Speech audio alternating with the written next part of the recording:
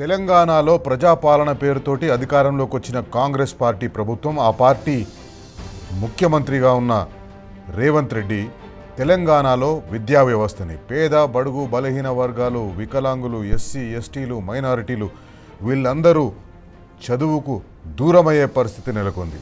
నిన్న మనం ఇదే కార్యక్రమంలో మాట్లాడుకున్నాం. తెలంగాణలో 27,000 స్కూళ్ళు ఉంటే ఆ 27,000 స్కూళ్ళని 4,000 స్కూళ్లకు ఎట్లా తగ్గించాలి అనే ప్రణాళిక వేసిండో ముఖ్యమంత్రి రేవంత్ రెడ్డి. దాని గురించి మాట్లాడుకున్నాం.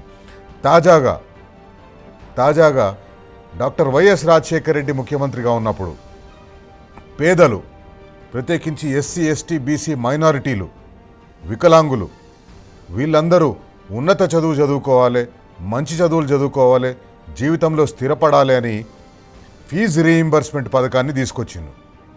ఫీజు రీయింబర్స్మెంట్ పథకం తెలంగాణ రాష్ట్రం ఏర్పడ్డ తర్వాత కూడా, ముఖ్యమంత్రిగా కేసీఆర్ ప్రమాణ స్వీకారం చేసిన తర్వాత కూడా 10 సంవత్సరాలు కేసీఆర్ ముఖ్యమంత్రిగా ఉన్నంత కాలం కూడా ఆ స్కీమ్ ఒక మంచి స్కీమ్. తెలంగాణలో బడుగు బలహీన వర్గాలకు, ఎస్సీ ఎస్టీ బీసీ మైనారిటీలకు, వికలాంగులకు ఉపయోగపడుతుంది.